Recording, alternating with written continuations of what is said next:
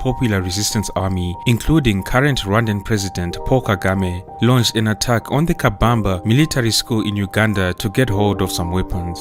This attack marked the beginning of the brutal Ugandan civil war, and for the next 5 years, Yoweri Museveni's armed group, which later became known as the National Resistance Army, waged a guerrilla war against Milton Obote's regime in Uganda.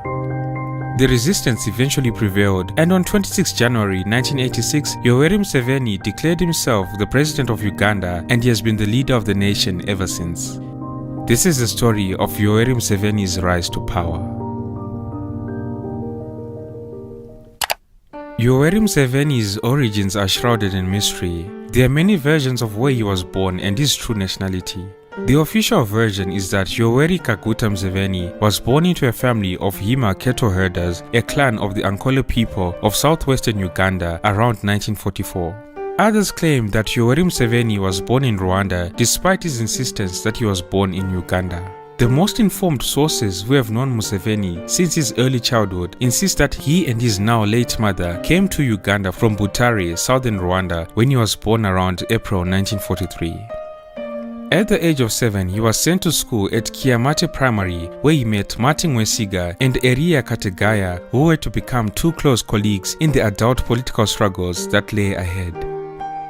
In 1962, while at Ntare Senior Secondary School in Mbarara, Museveni became a born-again Christian, but in 1966 he broke with established Christianity over the refusal by the missionaries at Ntare Senior Secondary School to allow the Scripture Union to debate his motion condemning Ian Smith's Universal Declaration of Independence in Rhodesia, now present-day Zimbabwe. For some time, Yoweri had been unhappy with some of the missionaries' biblical interpretations, and in particular, he believed that their stand of evading worldly issues and condemning all violence, even as a means of liberation, was immoral. By this time, Yoweri Museveni had also developed an interest in Ugandan politics. He and his student colleagues condemned the sectarian basis of much of Ugandan party politics. Many years later, Museveni would say that he adopted the idea of launching an armed resistance in 1966 while doing his A-levels at Ntare School in reaction to then Uganda's president Milton Obote's dictatorial practices in overthrowing the Ugandan constitution. In 1967, Yoweri Museveni went to the University of Dar es Salaam to study political science. He preferred Dar es Salaam to Uganda's own Makerere University simply because he perceived it to be politically more radical, and he saw Tanzania under Julius Nyerere as the one African country that provided clear support for the liberation movements of Southern Africa. But at the University of Dar es Salaam, he found most of the university's staff not being radical enough, and so Museveni founded the student discussion group, the University Students African Revolutionary Front. It was around this time that he made contact with the Mozambican liberation movement, Frelimo, and he met Eduardo Mondlane, Samora Machel, and Joaquim Chissano. Frelimo's War of Liberation in Mozambique against the Portuguese colonial government gave Museveni his first exposure to guerrilla mobilization of rural villagers. Museveni would later state that the war liberated Mozambican peasants from their colonial mentality to become guerrilla officers, no longer regarding tribal identities and differences as being important. In September of 1968, Museveni led a small group of students to visit a liberated zone in northern Mozambique. The contacts and relationships he made during this time were to prove invaluable in the future when Museveni and his colleagues needed military training in guerrilla warfare. Upon graduating in 1970, Yoweri Museveni got employment in the president's office in Kampala as a research assistant, and he briefly joined Obote's UPC. Although professing to have distrusted Obote and the UPC since the mid-1960s, Museveni would later claim to have harbored a faint hope of changing the UPC from within. In January 1971, Idi Amin's forces overthrew Apollo Milton Obote while he was on a visit to Singapore to attend a Commonwealth conference. Idi Amin became the president of Uganda. Within 48 hours of Idi Amin's coup d'etat, Yoweri Museveni and 4 of his colleagues crossed into Tanzania intent on garnering support for a protracted liberation struggle against Amin. They made their way to Dar es Salaam, but unfortunately for Museveni, at this time he failed to gain Tanzania's President Julius Nyerere's support for any kind of liberation movement which did not entail the reinstatement of Apollo Milton Obote as the President of Uganda. Anyways, this setup did not deter Museveni. Through the 1970s, he was active in covertly recruiting sympathizers inside and outside of Uganda, organizing military training, mostly in Mozambique, and infiltrating arms into the country. He later took part in Mutono Obote's abortive raid into Uganda in September of 1972, and in this and other clashes with Idi Amin's men, a number of his close friends were killed. Museveni started working as a lecturer in northern Tanzania in the town of Moshi, and it was while he was working there that he formed the opposition Front for National Salvation, FRONASA, in 1973.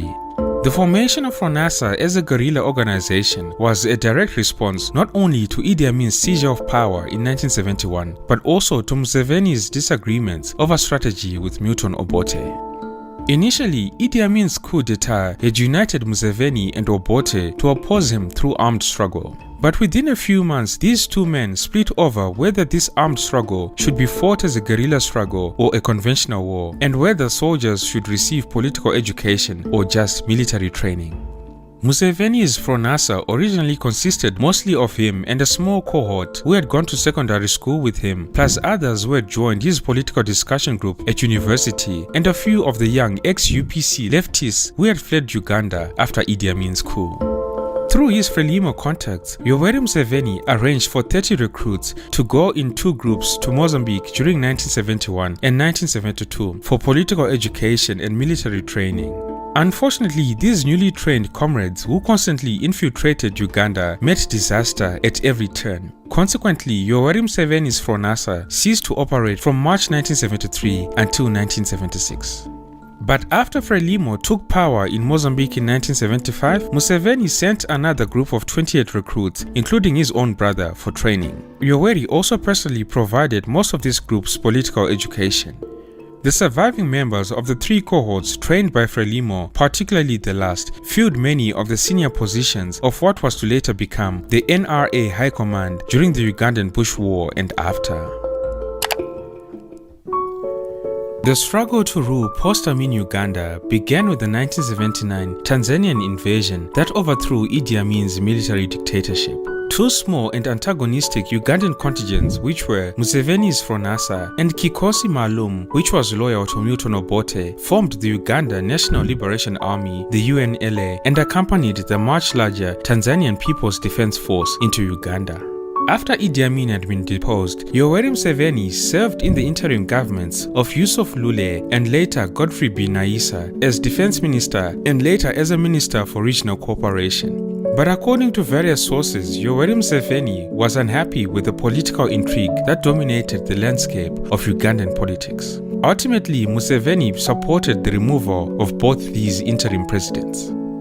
With Mutono Obote back in Uganda from May 1980, Yoweri Museveni hurriedly formed his own party, the Uganda Patriotic Movement, to oppose him.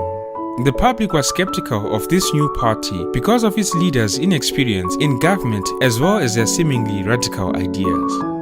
After the deeply flawed election of December 1980, which brought Obote back to power, most Ugandans believed that Mutono Obote regained power illegitimately by manipulating the rules and then the results of the election. In addition, with one exception, all the candidates from Yoweri Museveni's party for the National Assembly, including him, lost their races in this election.